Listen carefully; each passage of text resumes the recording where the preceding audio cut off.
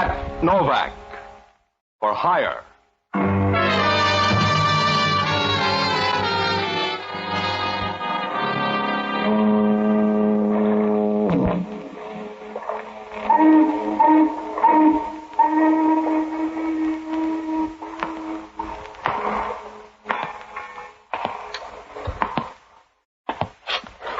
Sure, I'm Pat Novak for hire.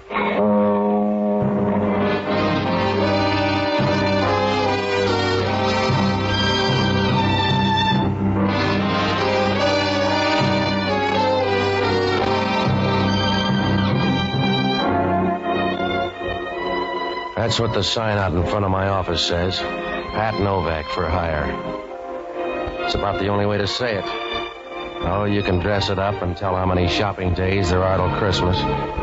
But if you got yourself in the market, you can't waste time talking. You gotta be as brief as a pauper's will. Because down on the waterfront in San Francisco, everybody wants a piece of the cake. And the only easy buck is the one you just spent. Oh, it's a good life. If you work real hard and study a little on the side, you got a trade by the time you get to prison. I rent boats and do a few other odd jobs you can't afford to pick it on. It works out all right if you put your tongue in hock. Because down here, you shouldn't talk. It's like installing a set of drums in a belfry. You make some noise, but it's never the right kind.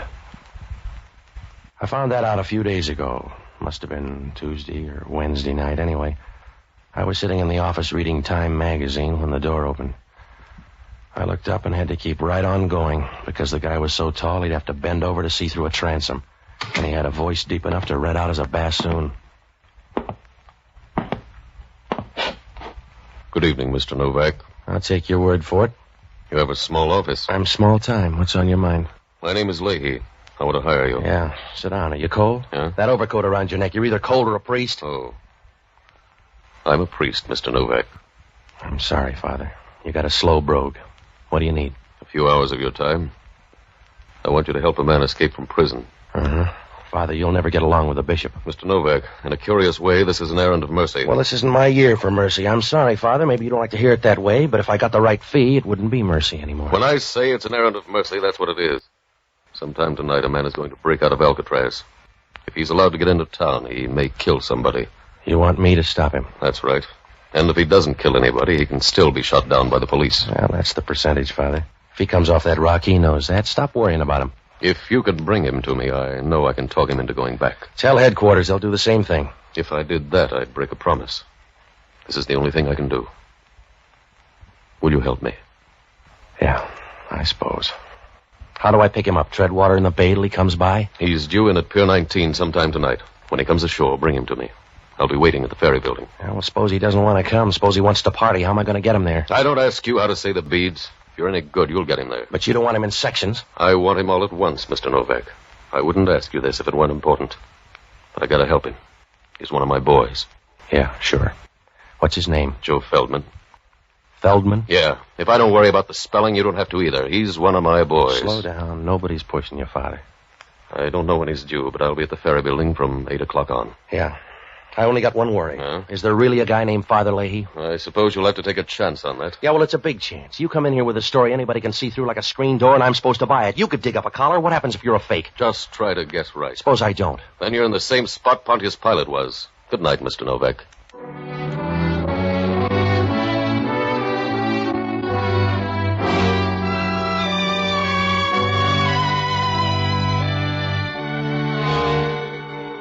Well, whoever Joe Feldman was, he had a good friend. Because when Father Leahy walked out of there, I knew he was all right. You could tell without even testing him. The way when you pick up a pool cue, you know right away whether it's any good or not. He stood at the door for a minute, and then he walked out. And you got a funny feeling that he didn't walk into the night, that he was big enough to wrap it around his shoulders and take it with him. I got a last look at him as he turned the corner under a street lamp. He looked even taller now, and you knew if somebody stood him in an oil field, you couldn't tell him from the rest of the derricks. Well, I made a couple of phone calls, and then I closed shop and went down to the end of Pier 19 to wait. The bay looked as dark as a bruised crow. The fog was beginning to drift in over near the piers. By 9 o'clock, you couldn't see a thing. You felt like a guy trying to shave in a bathroom full of steam. I was about 30 feet from the end of the pier when a small boat pulled in and let somebody out. I was sure it was my boy, so I moved behind a shed and waited. The boat pulled away, and the guy started down the dock. I waited until he moved past me. Oh, I'm sorry. You ought to be glad. How's the rock? Huh? You lonely, mister? What do you care? If you are, buy a beer and talk to the bartender. I'm busy. All right, you're tough, Feldman. Let's go now. You got dates for us? You're going to see Father Leahy. Come on. Well, you doubling for Gabriel? Leave me alone, mister. I don't want to go. Now, look, Junior, if we draw straws, you're going to get the short one. Oh. That's supposed to be a gun in your pocket? Well, you get a chance to find out. That's what I'm going to do, because I have one, too. If it starts to hit your stomach, back down. Now, where's yours, Mr. Timid? It's a bad night for bluffing, so goodbye. Yeah, come here. All right, go easy, fella. It's a big one. Well, you can let go easy then. Come on, drop it. Drop it in the water. Let go. Now, you want to start again? No. All right, I'll see you, man, Leahy. I got to make a stop first. Make it after. It'll take 5 minutes. Look, mister, if you want to do it the easy way, let me make the stop. You go with me. All right, 5 minutes, and then you see Father Leahy. Suit yourself. I doubt if I'll make heaven, but if you want to run interference, it's all right with me. If you need the credits, you need the credits.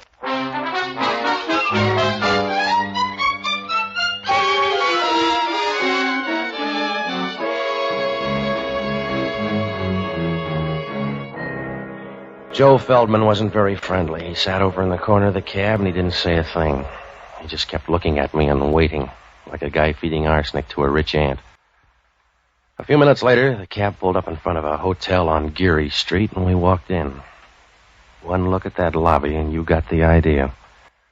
The place was about as cozy as an abandoned mine shaft. Over by the wall, there was an old mohair couch, and the legs on it were so warped pretty soon it was going to look like period furniture. There were a few chairs, and over by the stairs, a faded calendar of a girl in tights holding a jar of mayonnaise and winking, whatever that meant.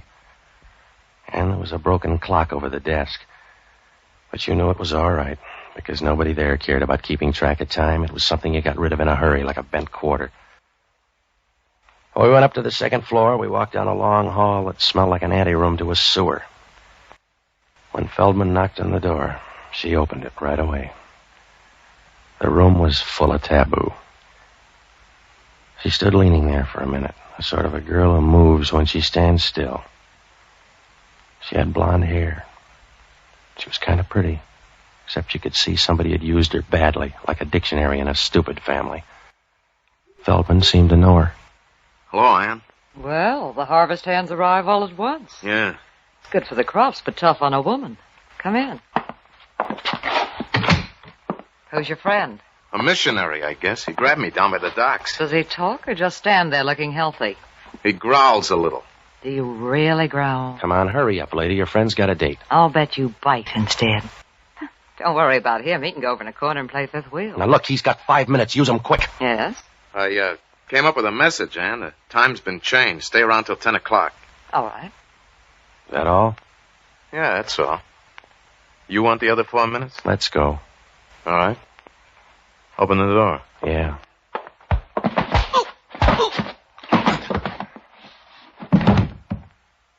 You didn't open it fast enough.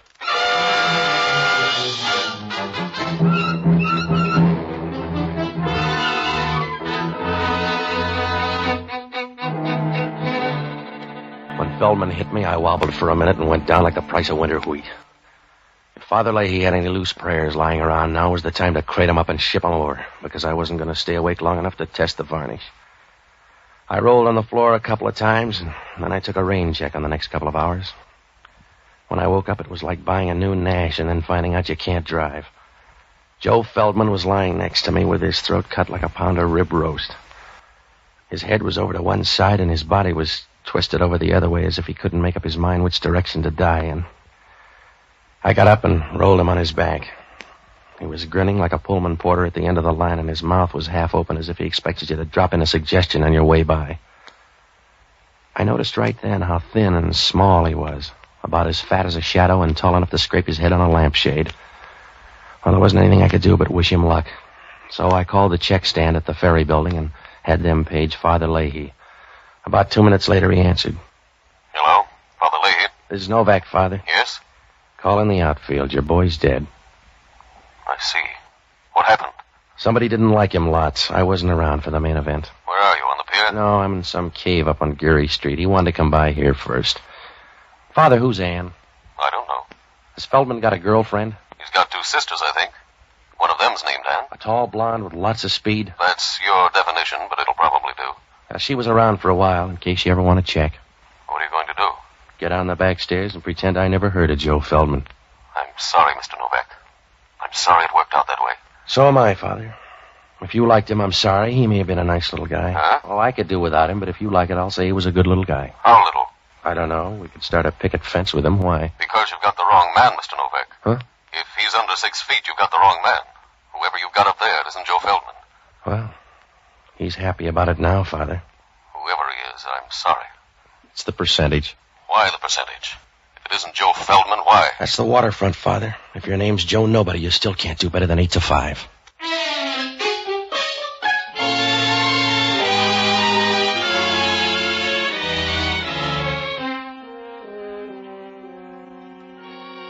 At least Joe Feldman was smart.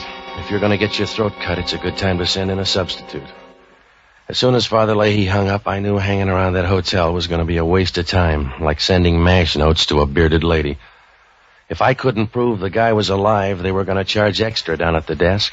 And if Hellman down at Homicide ever found out I brought the guy up here, I'd have about as much chance as a bottle of scotch at a cocktail party.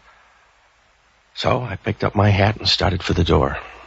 I looked at him once more, but he wasn't going to say goodbye, so I started out. Whoa. Oh.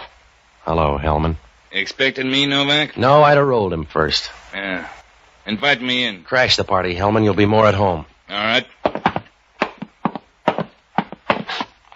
He sure looks lazy. Who is he? He's supposed to be Joe Feldman. But Feldman let him do the hard work. They must be good friends. You better check. I don't know the guy. Yeah, help me roll him over. There. Here's his wallet. You let me have it. You're going to break your fingernails. Give it here. All right. Yeah. No money in here. You're going to drop the case? Here's his card, Mike Greeley. Didn't he like you either? You're wearing out the rug, Hellman. I don't know the guy. You brought him up? I checked at the desk. Well, check on who left then. I brought him up here on a phony lead. Why? Because I was hired to tow him around. He liked the room, so we dropped by. And he cut himself shaving? I wasn't around. There was a girl here for the handshakes. Oh. What kind of girl? I don't know, Hellman. How many kinds are there? Her name was Ann. She had a fast pulse. That's all I know. You must know more than that. If you don't, you'll never get a lawyer. I won't need one. You'll save money at least, because you got a real hole this time, Novak.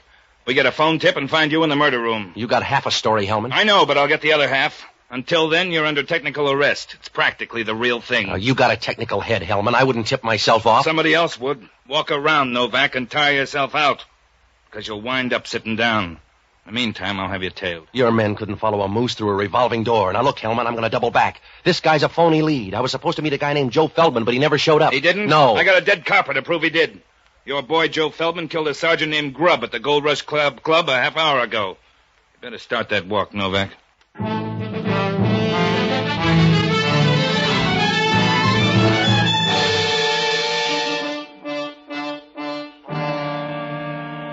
Well, there are 2 kinds of raps you can't ever beat. Cheating a woman with kids and killing a copper. So I knew Joe Feldman could put in for reservations right away. And I knew Hellman would stay with him like a February cold. He'd stay with the whole thing, and I'd have a real tough time explaining. I couldn't explain it to myself. What about the message up in that room? Why did the little guy tell Ann to stay until 10 o'clock? Why did he get off at Pier 19 instead of Joe Feldman? Once he got there, what was Feldman doing at the Gold Rush Club, and why did they spot him so fast? Well, it pointed to one thing, a police tip-off, but that's as far as I could go. On the way down, I stopped at the desk, and I asked the clerk to see the register. He pushed it over toward me. It was a dirty brown thing that looked like an old tortilla somebody had left behind. It didn't do any good. The registration was a phony. Well, I had to do something in a hurry, so I looked up the only honest guy I know, an ex-doctor and a boozer by the name of Jocko Madigan. He's a good man, and he used to be a smart one, too. And still he started chasing a jigger of beer with a glass of whiskey. I finally found him in the Pied Piper room arguing with somebody about the words to Annie Laurie.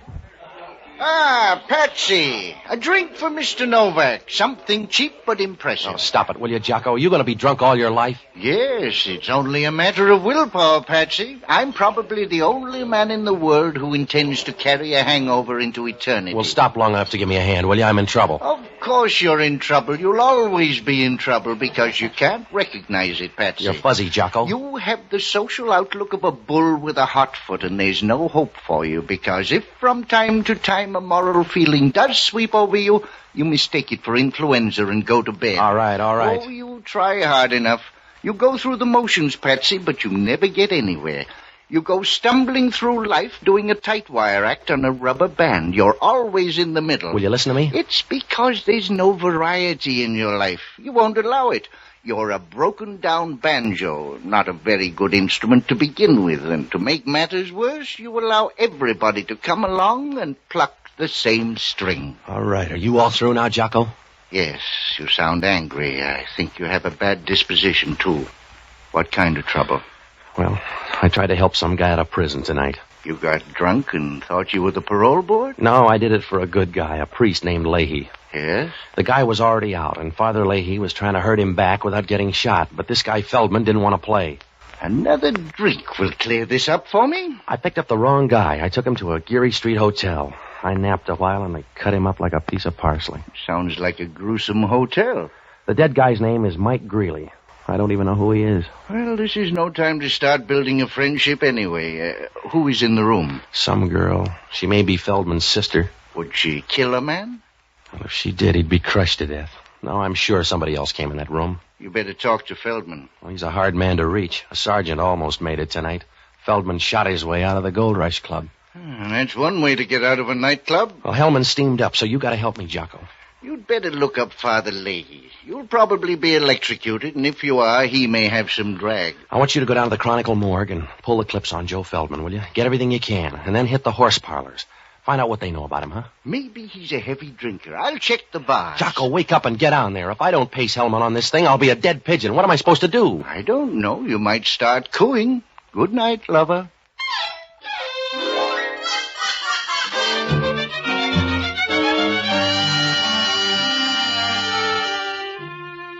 Well, as soon as I left Jocko, I went down to the Gold Rush Club on O'Farrell Street. It was a little nightclub where they charge 80 cents for a drink of whiskey that'd kill a redwood. The floor show was just as bad, and the headliner was an oriental dancer whose only talent was a zipper. I sat at the bar, and I tried to pry some talk loose, but they liked the boss. I finally got a hold of a fat waitress who should have been wearing a harness instead of slacks. She told me a little. The owner was a guy named Charlie Giffen. He used to make book with Joe Feldman. She told me that Joe's sister worked at the Gold Rush Club for a while, but she got sick a few months ago and quit. I asked the girl if tonight's shooting was a police plant. She didn't know, but she said that Feldman had been in to see Giffen tonight, and on his way out he ran into trouble. I gave her $5, and she looked hurt as if somebody had given her a plow for Christmas. She showed me where Giffen's office was, and I walked back there. Giffen wasn't there, but the taboo was. Do you have the right door, Mr. Novak? You seem to be in all of them. Do you mind if I lean in the doorway? No, but I'll bet you need shoulder pads by this time. Where's Charlie Giffen? Why? I want to ask him about Joe Feldman. Ask me. I'm his sister. I'll ask you about Mike Greeley. Who killed him? I don't know. Is he dead? Yeah, he couldn't stand the bleeding. He was all right when I left. What were you doing up there? Waiting for Joe. My sister and I were going to meet him up there. Relax, Mr. Novak. Relax for me. No, when people relax for you, they do it on the floor. I was out long enough for homicide to catch up. They want me for Mike Greeley, but I'm going to send them you or Joe. You're forgetting my sister Norma. Should I? For most things, yes. But she was up in that room tonight after me. I'll ask her. Ask her about the money, too. Well, you're out in front of me on that. You can see me better that way. Joe had a lot of money on him tonight. With the police out, he wouldn't carry it with him. By now, the money's gone, so's Norma. Oh. Do you know where it is? No. Well, you growl and you bite and you lie. You must have a full day. Sit down, relax. I want to see Giffen. He won't be back tonight. Now lean back. That's it, Patsy. You really want that money? I can split a motive. Can you split it 90-10? If you can't, you better get your breath back. I won't need it. I don't want to talk anymore. Come here and make me stop. Over close. If I get any closer, I'll be on the other side of you. Yes. Patsy, you ought to get time and a half, darling. Hello, Ann. Thought you were coming in to curl up with a good book. Mr. Novak came by full of questions. This is Charlie Giffen, Patsy. I got some questions for you, too, Giffen. Well, ask him down the bore of this gun. Over by the desk, Novak. Did you lose that knife, Giffen? By the desk. That's it. Where's the money, Novak? I gave her the last report. Where's the money? Joe gave it to somebody? Try the Red Cross, mister. You got a tender face, Novak. Now get out of this club before I slap on a cover charge.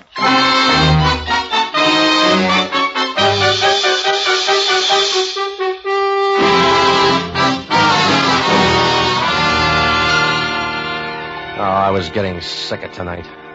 In 3 hours, I'd seen more service than a mixmaster in a cooking school.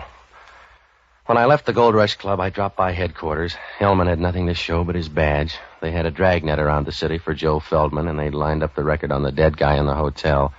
He'd been a friend of Joe's before his trip to Alcatraz. There wasn't much I could do. If Homicide couldn't find Joe, I couldn't find him. So I looked up Norma Feldman in the phone book. She had an apartment out on the avenues, but when I called, there was no answer, so I tagged by my apartment to see if Jocko had left a message. When I opened the door, Norma was there, and she had a gun to keep her company. Come in, Mr. Novak. Yeah. I came up here to kill you. If you're Norma, the rest of the family's ahead of you. What's happened to my brother? I don't know. Please, what's happened to him, Mr. Novak? Well, if he killed a cop, he's hiding out. I know he didn't mean to do that, Mr. Novak. Joe's not that way. Somebody told the police he was going to be there. That's why I came up here to see you. Oh, put down the gun, huh? You can't shoot through the tears. Mr. Novak, if you know where he is, tell me. Make him give himself up. Make him stop hiding like a small, frightened animal. He looked big to that copper. Please. Please find him. You got... Yeah. Hello, this is Jocko. Yeah. You sound ruffled. Joe Feldman's sister just walked in to kill me. Don't argue. It's the best offer you've had. What'd you find out? Feldman has two sisters. I know. They both go to pieces. The Gold Rush Club is owned by Charlie Giffen. He owed Joe Feldman $2,000, and the horse people say Joe collected it tonight. Well, that fits in, Jocko. Everybody in town's after that dough. They'll have to look some more. I'm out on Arguello Boulevard. Homicide just fished Joe Feldman out of the gutter. If Homicide finished second, he was a lucky guy. He didn't have the dough on him? No. Well, he stashed it somewhere. Then he left it with a woman. Yeah? Because he's got a woman's compact in his pocket. You better hit the sister's place. How do we know he got it there? A woman's compact? If he didn't get it there, Alcatraz is getting too social.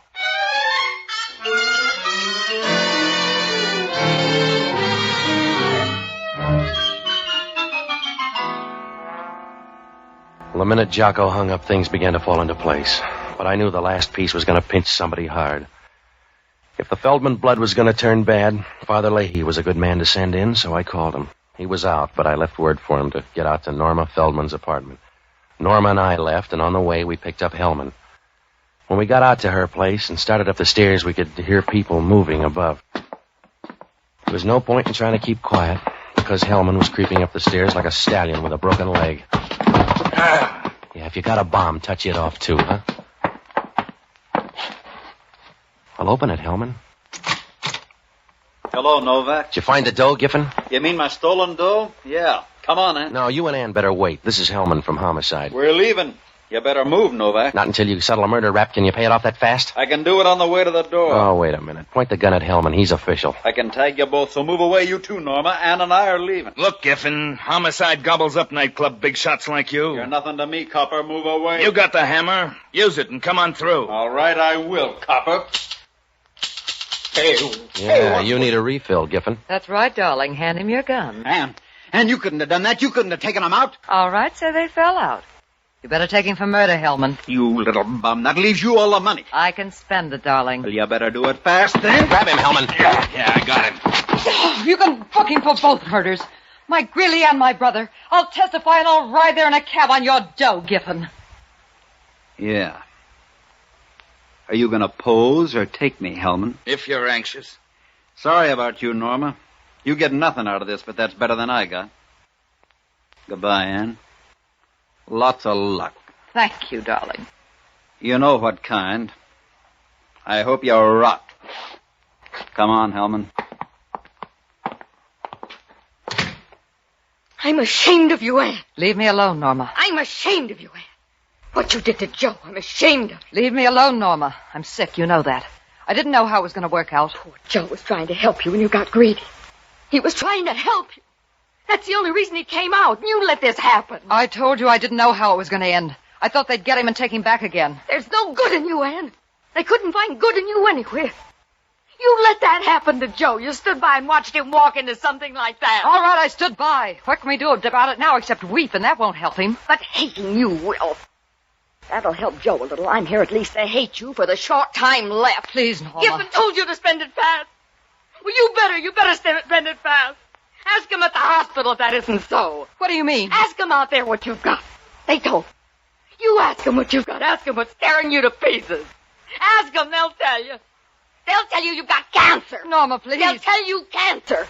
Ask them, they'll tell you you're full of it. Now spend your money and see that it lasts as long as you do.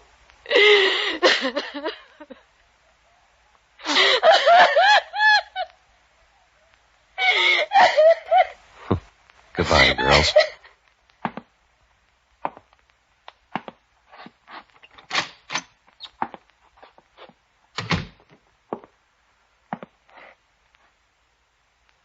Hello, Mr. Novak. Well, did you miss much, Father? No. Feldman luck is running kind of bad tonight. It does for some people, I guess. All they get is unhappiness. They wear it the same way you'd wear a sports coat, only they never seem to get a new one. I'm sorry about tonight, Mr. Novak. I'm sorry it's not a smoother world. Yeah. But if it were, you'd be out of a job, Father. See you later.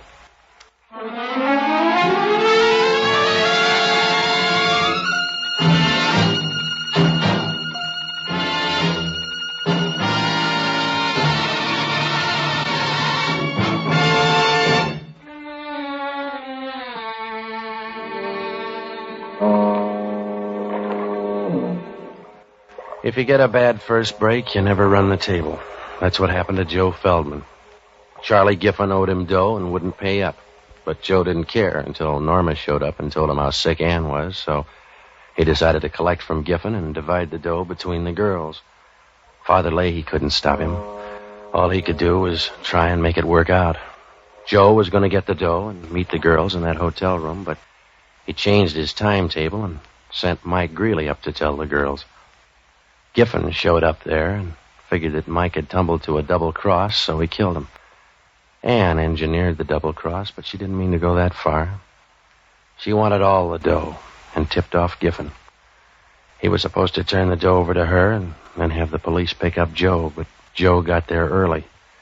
He took the dough away from Giffen and shot the copper on the way out. Giffen followed Joe and killed him out in Arguello, but the dough was gone. He finally tumbled to Norma's place, and that's how her apartment filled up so fast. Well, Hellman asked only one question. What did I get out of all this? Nothing. Father Leahy offered me $50, but I didn't want it. Jocko was with me, and he offered to give it to charity. I guess he did, because where Jocko spent it, the drinks aren't worth money.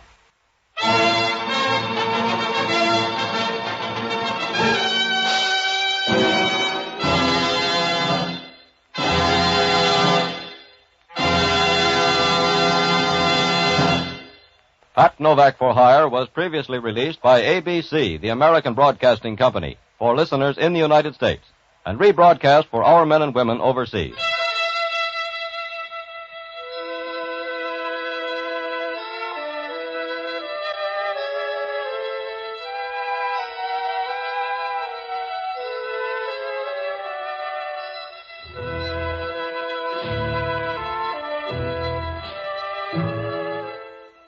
This is the United States Armed Forces Radio Service, the voice of information and education.